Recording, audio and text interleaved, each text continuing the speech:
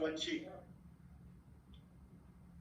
तुफैल भाई ने जिक्र किया कि ये उर्दू से कैसे जुड़े हुए हैं। मैं पहले इनका इंट्रोडक्शन देना चाहता हूँ कि ये क्या पोस्ट पर है। He is a reservoir engineer and he's been associated with bigger oil and gas companies. I also been worked in the oil and gas in the past, so I can sense a lot of his CV is very mature CV. So he was associated with Shell International. He is also a PhD from the Indian Institute of Technology, India, and he has done various certifications as well from Netherlands, from India, from Australia.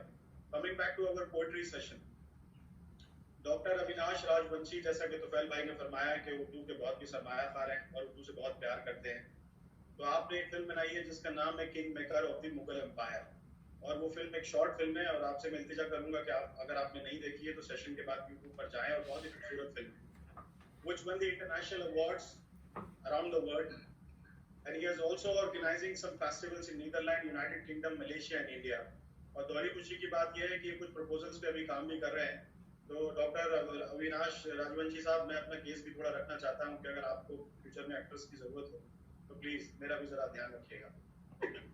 और जी, और इनकी एक तो माशाल्लाह एक सबसे बड़ी जो हम लोगों के लिए, उर्दू और हिंदी के जानकारों के लिए बहुत ही बड़ी जो इन्होंने नायाब चीज की है वो है आबरू गजल, जिसमें इन्होंने 52 पोएट्स को शामिल किया है और म्यूजिक के साथ बड़ा खूबसूरत पिक्चराइजेशन है। मैं आपसे दरखास्त करूंगा कि सेशन के बाद आप वो भी यूट्यूब पर देखें तो आप इनको ज्यादा प्रेस कर पाएंगे। So before we go further, may I invite Dr. Avinash Rajvanshi to have a few words and formally inaugurate the session, please. And we can afford to have the virtual claps, please.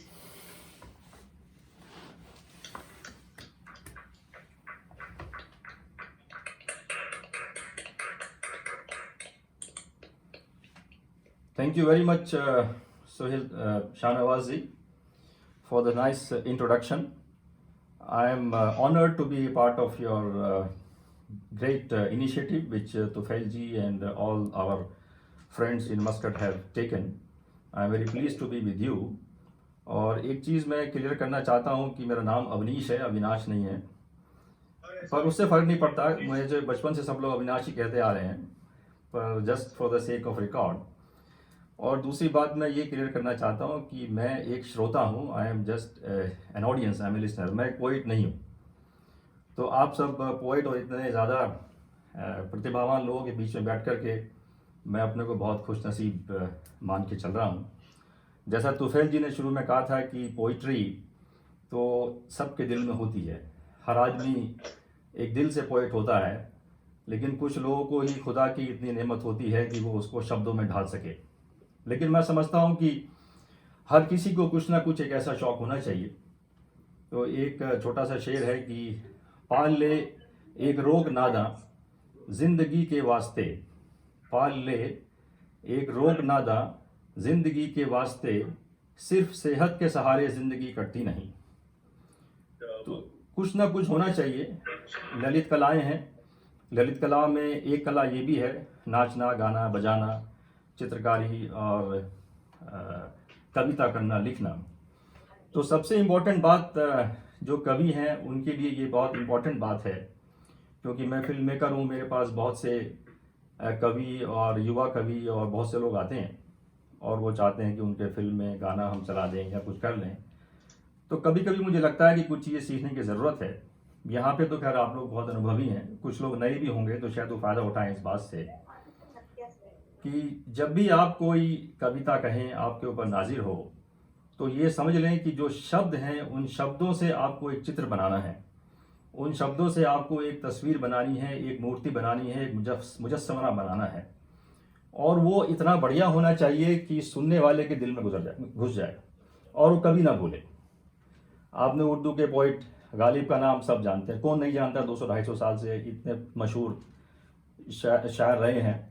और उनकी लेखनी में क्या ख़ास बात थी, deep spiritual touch के अलावा जो शब्दों का चयन था और जो शब्दों की जो वो एक गरिमा बनाया करते थे, वो दिल में उतर जाया करती थी।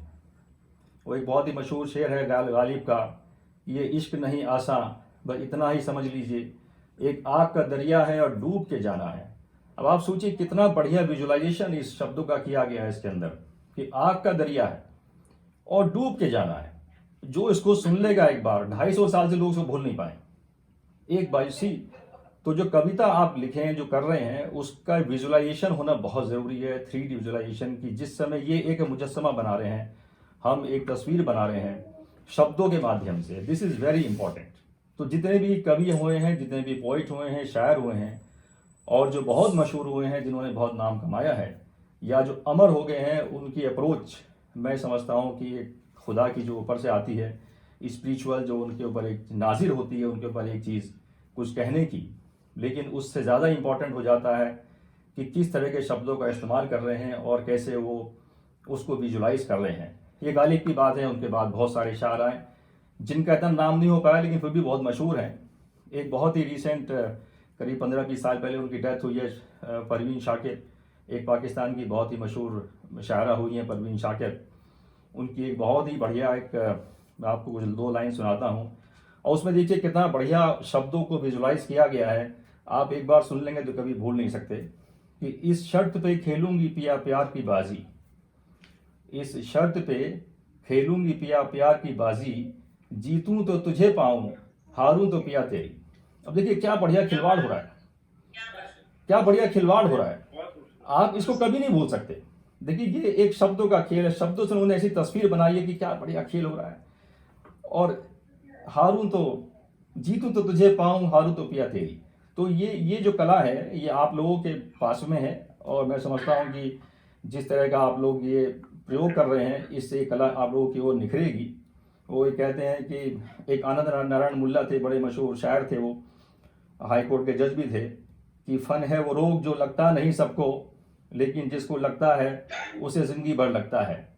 तो आप लोगों को वो रोग लग गया है, इस बात की मुझे बहुत खुशी है कि आप लोग जो हैं इसमें शामिल हैं, और मैं चाहता हूँ कि इसमें आप लोग तरक्की करें और अच्छी अच्छी चर्चाएँ करते रहें।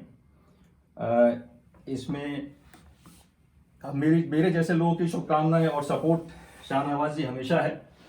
हम तो टैलेंट हंट में लगे रहते हैं, हमेशा you are always welcome.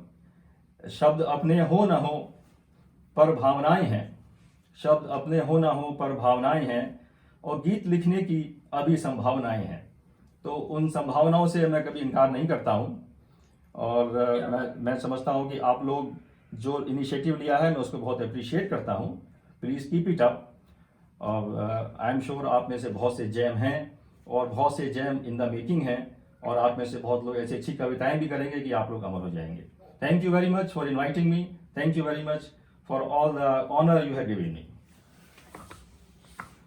Thank you very much Avnish ji. इस बार मैंने आपका नाम सही से पुकार लिया, और आपने मुझे याद रखेंगे। इंशाल्लाह मैं आपसे टच में भी रहूंगा। बस मैं आपको सिर्फ एक अर्ज कर दूं, आपने गालिब साहब का जिक्र किया। मेरी पैदाइश निजामुद्दीन की है, और गालिब साहब का मज़ार जो है मेरे घर के पास ही है, तो मुझ में भी कुछ गालिब है। Very good. कोई गालिब का एक छोटा सा शेर कहता हूँ, गालिब न कर हुजूर में तू बार बार अर्ज, जाहिर है तेरा हाल सब ऊपर का ही बना है। वाह, वेरी गुड। प्रोग्राम की शुरुआत करते हुए मैं सुहेल साहब से दरखास्त करूंगा